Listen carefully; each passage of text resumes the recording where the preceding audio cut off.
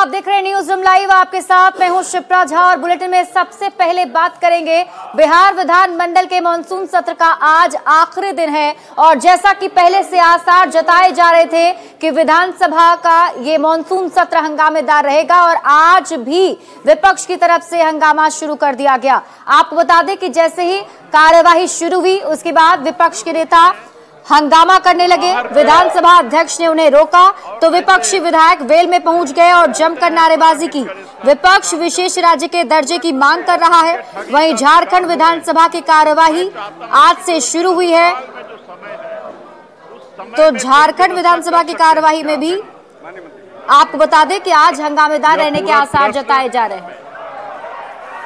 हमारा medical staff उपलब्ध नहीं है महोदय और इसलिए जो रोगी हैं वो बाहर के और ऐसे दो तस्वीरें आपकी टीवी स्क्रीन पर आपको दिखा रहे हैं। पहली तस्वीर आप देख रहे हैं बिहार विधानसभा की और दूसरी तस्वीर झारखंड विधानसभा की है, जहां एक तरफ आज बिहार विधानसभा का आखिरी दिन है तो वहीं झारखंड में विधानसभा के मानसून सत्र का आज पहला दिन है।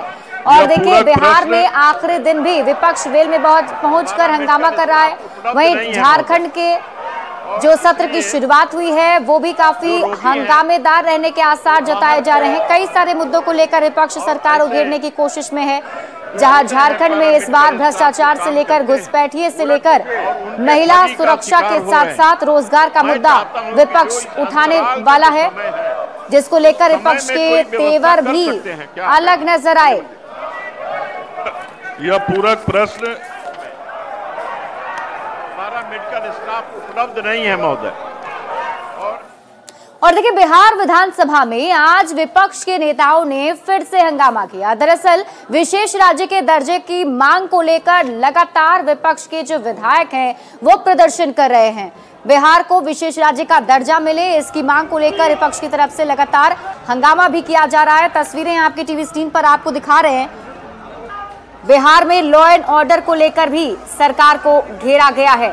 आप तस्वीरों में भी देख पा रहे होंगे जो विधायक वहां पर मौजूद हैं उनके हाथों में पोस्टर है और उन सभी पर लिखा हुआ है उनके मांग, जिन मांगों को लेकर वो प्रदर्शन कर रहे हैं, जिसमें सभी विधायकों का एक सुर में ये मांग है कि बिहार को विशेष राज्य का दर्जा मिले और इसके साथ ही लॉ एंड ऑर्डर को लेकर भी सरकार को घेरा है।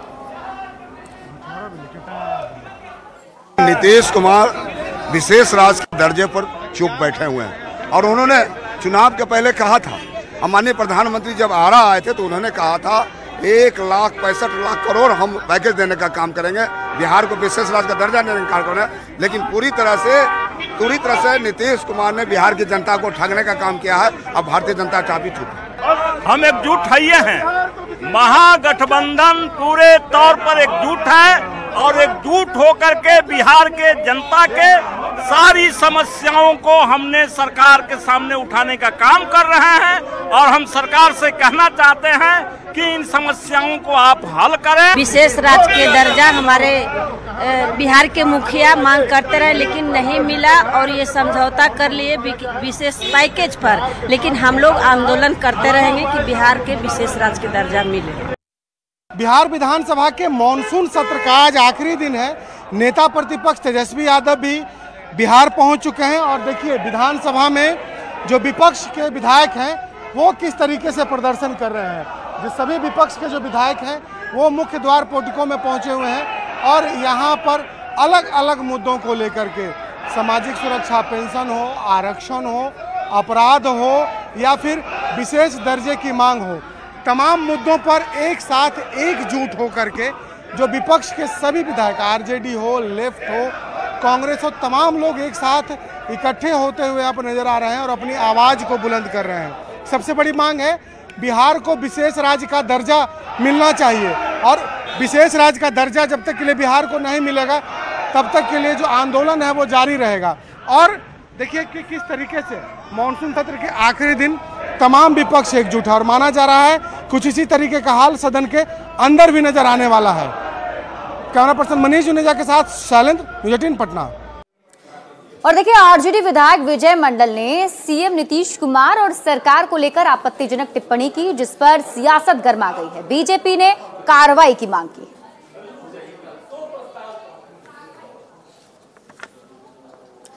तो आपको बता दें कि विजय मंडल पर बीजेपी भड़की हुई है। बीजेपी के साथ ही सत्ता पक्ष के तरफ से कार्रवाई की मांग की जा रही है। आरजेडी के विधायक हैं विजय मंडल, जिन्होंने सरकार और सीएम नीतीश कुमार पर आपत्तिजनक टिप्पणी की है। आपत्तिजनक टिप्पणी करने वाले पे निश्चित रूप से कार्रवाई होनी चाहिए। ये सदन का मर्यादा होता है, नेता का मर्यादा होता है, और इसका विशेषाधिकार भी हमारे अध्यक्ष जी को है। हम चाहते हैं कि इस पर कार्रवाई हो, इधर से जाएगा लिख कर। देखिए, आरजेडी का कल्चर ही वही रहा है, कोई नई बात नहीं है। आरजेडी के पुराने कल्चर को देखिएगा तो जिस तरह से उन लोगों का भाषा का इस्तेमाल होता है, उनके लोग भाषा का इस्तेमाल करते हैं, तो इसी तरह की भाषा का इस्तेमाल करते रहे। वो समाज में सम्मानजनक भाषा का इस्तेमाल ही नहीं करते हैं। उनको यही नहीं पता है कि हमारे मुख्यमंत्री के प्रति किस तरह का भाषा का इस्तेमाल करना है, और वो मतलब सरकार चलाने की बात करते हैं। और इसी बीच रुक कर लेते हैं बड़ी खबर की ओर। बिहार विधानसभा से जुड़ी आपको इस वक्त की बड़ी खबर बता दें। बिहार विधानसभा में हंगामा जारी है। विपक्ष की तरफ से लगातार हंगामा किया जा रहा है और देखिए विपक्ष ने वॉकआउट कर दिया है। तो विपक्ष वॉकआउट कर चुका है। सरकार के खिलाफ वेल में पहुंचकर नारेबाजी की जा रही है। आज भी बिहार विधानसभा के अंदर जैसे ही कार्यवाही शुरू हुई, विपक्ष अपने मुद्दे को लेकर हंगामा करने लगा, नारेबाजी करने लगा, जिसके बाद विपक्ष ने वॉकआउट कर लिया है। तो सरकार के खिलाफ नारेबाजी की जा रही है और विपक्ष के सभी विधायक जो हैं वो वेल में पहुंचे हुए हैं। अपने हाथों में तख्तियां लेकर प्रदर्शन कर रहे हैं, जिनमें लॉ एंड ऑर्डर को लेकर सरकार उधेरा जा रहा है। विशेष राज्य के मुद्दे पर अभी भी राजनीति की जा रही है, जबकि पहले ही विशेष राज्य के बात को लेकर केंद्र सरकार की तरफ से साफ कर दिया गया था कि जो मौजूदा प्रावधान है उसके तहत विशेष राज्य का दर्जा नहीं दिया जा सकता है। हालांकि बजट जब सामने आया तो उसमें बिहार को विशेष मदद दी गई, जिससे सत्ता पक्ष के लोग काफी खुश हैं, लेकिन विपक्ष अभी भी हंगामा कर रहा है।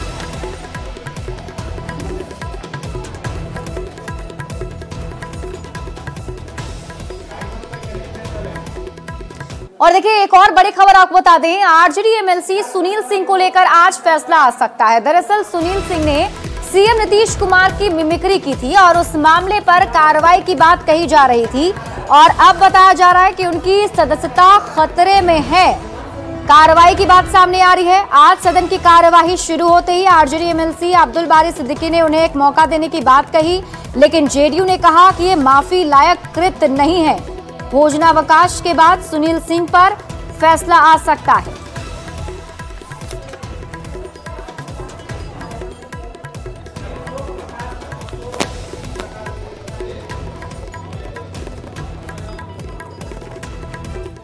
और अब वहीं सुनील सिंह की सदस्यता खतरे में आने के बाद पूर्व मुख्यमंत्री राबड़ी देवी ने भी बयान दिया है। उन्होंने कहा है कि ये परंपरा के खिलाफ है। सरकार अब नई परंपरा लेकर आई है। इतिहास को बदला जा रहा है, इसलिए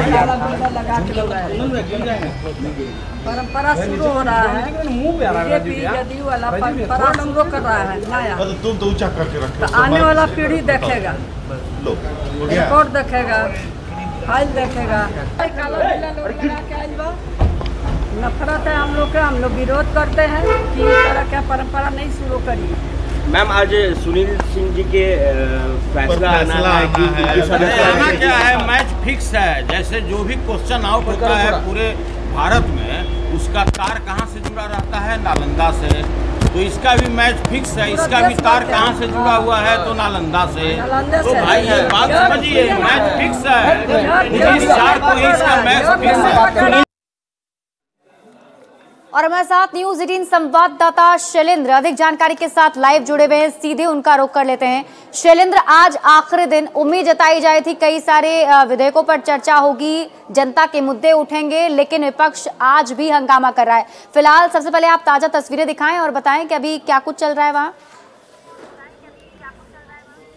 बिल्कुल, देखिए बिहार विधानसभा के आज के सत्र की यदि हम बात कर लें तो आज आखिरी दिन है विधानसभा के मानसून सत्र का, और इस सत्र में भी सत्र शुरू होने के पहले से लेकर अभी तक हंगामा जारी है। पहले जो विधानसभा परिसर है वहां पर विपक्ष के जो विधायक हैं उन्होंने प्रदर्शन किया। उसके बाद विधानसभा के अंदर भी आरजेडी या फिर कह लें कि पूरा का पूरा जो महागठबंधन है उन लोगों ने प्रदर्शन किया। मुद्दे कई हैं। सबसे बड़ा मुद्दा विशेष राज्य दर्जा, दूसरा मुद्दा आरक्षण, उसके बाद और भी कई अन्य मुद्दे हैं। लेकिन इन मुद्दों के बीच हंगामा होता रहा और जो जनता से जुड़े सवाल हैं उन सवालों पर इस हंगामा का सीधा असर पड़ता है। और देखिए, सोमवार से सत्र की शुरुआत हुई है और हंगामा सोमवार से ही लगातार जारी है। हालांकि तेजस्वी प्रसाद यादव जो नेता प्रतिपक्ष है वो बिहार आ चुके हैं, लेकिन अभी वो विधानसभा नहीं पहुंचे हैं। लेकिन उसके बाद भी जो आरजेडी के विधायक हैं वो विधायक यहाँ पर लगातार प्रदर्शन कर रहे हैं और उनकी मांग है कि बात तो वही है ना कि विशेष राज्य के दर्जे जिस पर राजनीति की जा रही है, जो विपक्ष मुद्दा उठा रहा है, उसमें पहले ही सरकार ने साफ कर दिया है कि जो मौजूदा प्रावधान है उसके तहत ये नहीं हो सकता है। बजट में विशेष पैकेज तो दिया ही गया बिहार को। ऐसे में ये सिर्फ एक राजनीतिक मुद्दा के तौर पर इसे उठाया जा रहा है विपक्ष की तरफ से, या कोई दम भी है इसमें? देखिए, विशेष दर्जे पर पिछले कई वर्षों से बिहार में सियासत हो रही है और इस वक्त जो विपक्ष है उन्होंने विधानसभा का वॉकआउट कर दिया और वो बाहर भी आ गए हैं। सवाल ये है कि हमारे साथ इस वक्त आरजेडी के विधायक मौजूद हैं, इनसे हम बात भी करते हैं। सवाल ये है कि विशेष दर्जा पर जब केंद्र सरकार ने कह दिया कि विशेष दर्जा नहीं दिया जा सकता, इसका प्रावधान है, और ये पहली बार नहीं कहा, इसके पहले भी केंद्र सरकार ने कहा, जब कांग्रेस की सरकार थी उस वक्त भी कहा गया, आज एनडीए की सरकार है उस वक्त भी कहा गया। तो इस पर सियासत क्यों और सवाल क्यों? देखिए, लगातार तमाम जब से बिहार का बंटवारा हुआ और झारखंड अलग हुआ, बिहार की स्थिति बद से बदतर होती चली गई।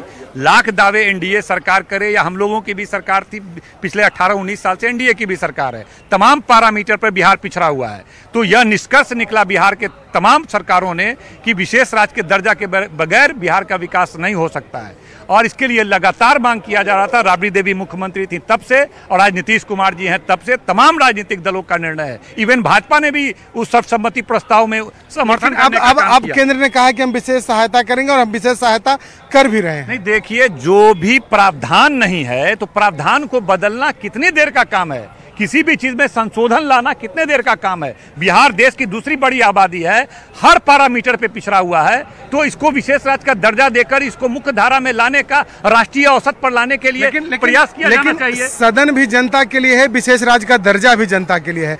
आप लोग सदन के अंदर जो प्रदर्शन कर रहे हैं उससे जनता का सवाल भी तो बाधित हो रहा है। आप भी विधायक हैं, आपका भी सवाल आया होगा।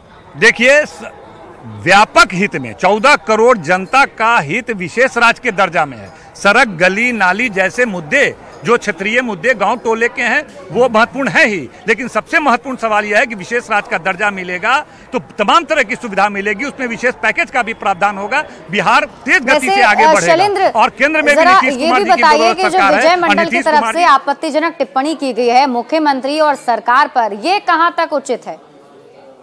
या केंद्र में भी आपकी सरकार है, बिहार में भी आपकी सरकार है, दोनों जगह आपकी सरकार है, फिर क्यों नहीं दे रहे हैं? इसका जवाब आपको बिहार की जनता को देना पड़ेगा। आपने 2-2 बार विधानसभा से सर्वसम्मति से, लेकिन ये हंगामा कब तक जारी रहेगा? इस तरीके से विधानसभा कब तक नहीं चलेगा? देखिए, हम पिछले 5 दिनों में विधानसभा में विपक्ष के किसी भी सदस्य को एक शब्द भी प्रोसीडिंग का पार्ट नहीं बना। इस तरह से तानाशाही से विधानसभा नहीं चलेगा। बिल्कुल, अपना एक प्रश्न दोहराएं। शैलेंद्र, उनसे जरा ये पूछिए कि विजय मंडल ने जो आपत्तिजनक टिप्पणी की है सरकार पर, मुख्यमंत्री पर, ये कहां तक उचित है? मिमिक्री का मामला तो भी चल ही रहा था सुनील सिंह पर। बिल्कुल देखिए, जाहिर सी बात है कि इस तरीके की टिप्पणी जब विधायक के द्वारा की जाती है तो सवाल भी उठता है। और हमारे साथ आरजेडी के भी विधायक हैं और ये पार्टी के सचेतक भी हैं, तो लिहाजा इनकी भी जिम्मेदारी बनती है कि इन चीज़ों को देखना। आपके पार्टी के विधायक हैं विजय मंडल, उन्होंने मुख्यमंत्री नीतीश कुमार पर और सरकार पर टिप्पणी की। कहा जा रहा है कि आपत्तिजनक टिप्पणी है, लेकिन वो मानने के लिए तैयार नहीं है। क्या लगता है कि ये उचित है? देखिए, मर्यादा का ख्याल हम लोग रखते हैं कि अभी तक हम लोगों ने नहीं सुना है कि किस शब्द का इस्तेमाल किया है, लेकिन मांग हमारा पुरजोर है कि विशेष राज्य के दर्जा पर चर्चा होनी चाहिए। क्या वक्तव्य नहीं देना चाहिए? विधानसभा किस लिए है? बिहार की जनता के सवाल को हम लोगों ने रखा कि 9वीं अनुसूची में क्यों नहीं आरक्षण दिया गया अब तक। मुख्यमंत्री को क्या जवाब नहीं देना चाहिए? विशेष राज्य का दर्जा कमिटमेंट था मुख्यमंत्री का भी, विधानसभा में पास हुआ है, तो क्या विधानसभा में उनकी अकाउंटेबिलिटी नहीं है, उनकी जिम्मेदारी नहीं है कि वह विधानसभा में आकर जवाब दें कि हमने क्या प्रयास किया, किन कारणों से नहीं मिल रहा है, कितने दिनों में मिल जाएगा? ये बिहार की जनता को जवाब देना है। देखिए, विपक्ष के जो लोग हैं वो इस बात पर अड़े हैं कि बिहार को विशेष राज्य का दर्जा क्यों नहीं दिया जा रहा है, सरकार नियमों में बदलाव क्यों नहीं कर रही। भले सरकार ने कह दिया हो कि बिहार को विशेष राज्य का दर्जा नहीं मिल सकता, लेकिन देखिए, राजनीति में मुद्दे बड़े होते हैं और इस मुद्दे को लेकर फिलहाल जो विपक्ष है, विपक्ष के लोग हंगामा कर रहे हैं, प्रदर्शन कर रहे हैं और सदन इस वक्त नहीं चल रहा है ठीक से। हालांकि विपक्ष के लोगों ने इस वक्त वॉकआउट कर दिया है, लेकिन सवाल ये उठता है कि आखिर सदन भी जनता के लिए है, वहाँ पर सिर्फ हंगामा ही क्यों?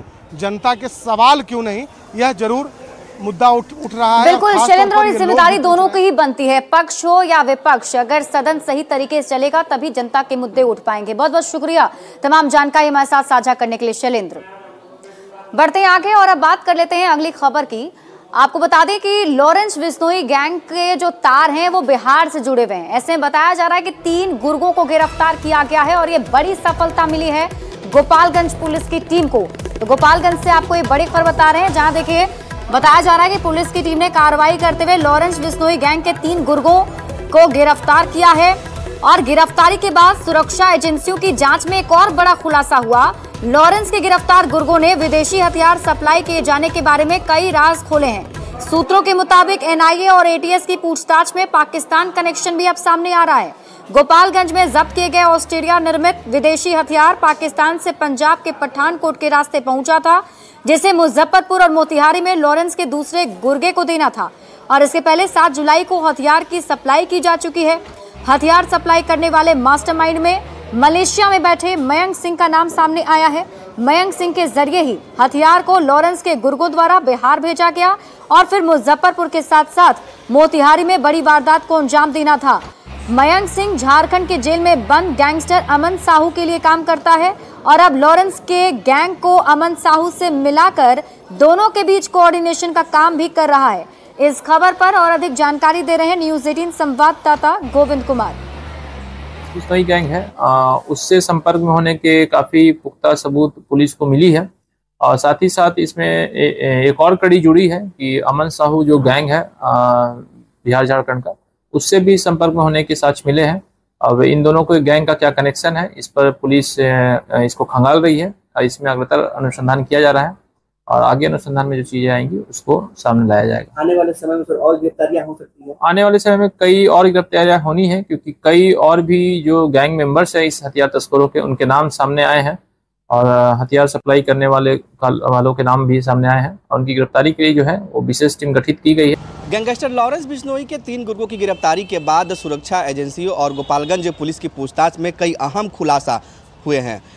सुरक्षा एजेंसियों और बिहार पुलिस के सूत्रों की माने तो लॉरेंस बिश्नोई के पास हथियार पाकिस्तान के रास्ते पहुंचा था और इसे मुजफ्फरपुर में सप्लाई देनी थी, जहां से गैंगस्टर अमन साहू के पास ये सभी ऑस्ट्रिया निर्मित विदेशी पिस्टल पहुंचना था। इसके पहले भी 7 जुलाई को लॉरेंस बिश्नोई के गुर्गों ने हथियारों की सप्लाई करते हुए मुजफ्फरपुर में डिलीवरी दी थी और इसके बाद 22 जुलाई को फिर से 4 ऑस्ट्रिया निर्मित हथियारों की डिलीवरी देनी थी। लेकिन इससे पहले ही बिहार पुलिस ने यूपी बिहार के बलथरी चेकपोस्ट पर इन दोनों गुर्गों को गिरफ्तार कर लिया और बाद में पूछताछ के बाद तीसरे गुर्गे दिनेश सिंह रावत की गिरफ्तारी राजस्थान से की गई। तो कुल अब तक 3 गुर्गों की गिरफ्तारी के बाद एनआईए और एटीएस के साथ साथ बिहार पुलिस की पूछताछ में कई अहम खुलासे सामने आए हैं। गोपालगंज के एसपी स्वर्ण प्रभात का कहना है कि इस पूरे मामले में कई और सदस्यों की गिरफ्तारी हो सकती है। फिलहाल Gopalganj police team Bihar ATS के साथ और बिहार एसटीएफ के साथ राजस्थान और मुजफ्फरपुर के कई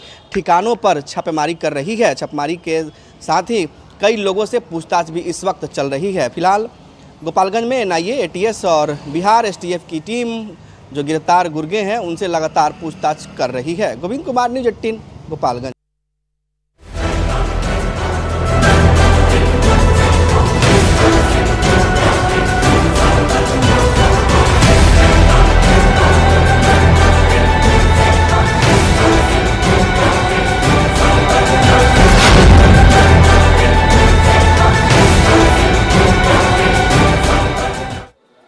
और अब बात करेंगे करगिल विजय दिवस की, जिसके 25 साल आज पूरे हो गए और इस मौके पर प्रधानमंत्री नरेंद्र मोदी द्रास पहुंचे, जहां उन्होंने वॉर मेमोरियल में जाकर सभी शहीद जवानों को श्रद्धांजलि अर्पित की, उन्हें याद किया।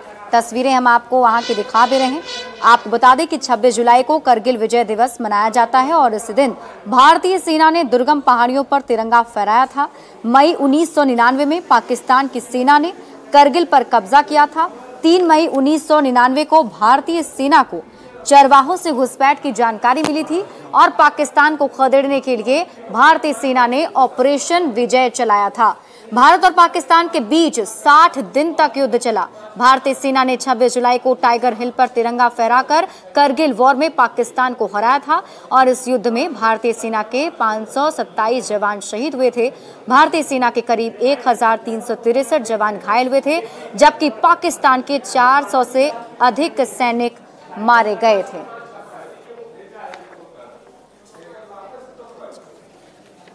और अब बात करेंगे पंचायत फेम एक्टर पंकज झा की, जिन्होंने बिहार को लेकर कहा है कि बिहार में अभी सिर्फ बच्चे या फिर बूढ़े बच्चे हैं, अगर जवान बचे हुए होते तो हवा बदल जाती। जो बिहार के नौजवान हैं जो इस दुनिया में आना चाहते हैं, उनके लिए क्या मुश्किलें हैं और किस तरीके से वो इसे देख पाएंगे आगे आने वाले समय में? सबसे पहले तो नौजवान ही नहीं है, या तो यहाँ पे बच्चे हैं या बूढ़े हैं। नौजवान होता है ना, नौजवान जहाँ रहता है ना वहाँ की हवा बदल जाती है। तो नॉर्मली जो मैं बच्चों से मिलता हूँ, लड़कों से 16-17 साल, 18 साल, 20 साल, 22 साल, वो तो बूढ़े होते हैं, मतलब जवान तो है ही नहीं। जवान आदमी, अगर एक जवान आदमी इस एरिया में रहेगा तो उसके जवानी और उसके जिंदा होने की खबर आसपास के लोगों को मिलती रहेगी। जवान तो है ही नहीं, सब बूढ़े हैं, या तो बच्चे हैं या बूढ़े हैं। जवान वेरी रेयर। कैसे आप देखते हैं जवानी को? जवानी का अर्थ क्या है आपके लिए? जवान आदमी हर चीज़ में सवाल करेगा, और जवान आदमी हर चीज़ को मान नहीं लेगा। जवान आदमी को अगर कह देगा कि ये है, मान लो, कहेगा नहीं मैं जानूंगा, मानूंगा नहीं। और फिलहाल इस बुलेटिन में अभी के लिए बस इतना ही। आप देखते रहिए न्यूज़ 18 बिहार झारखंड।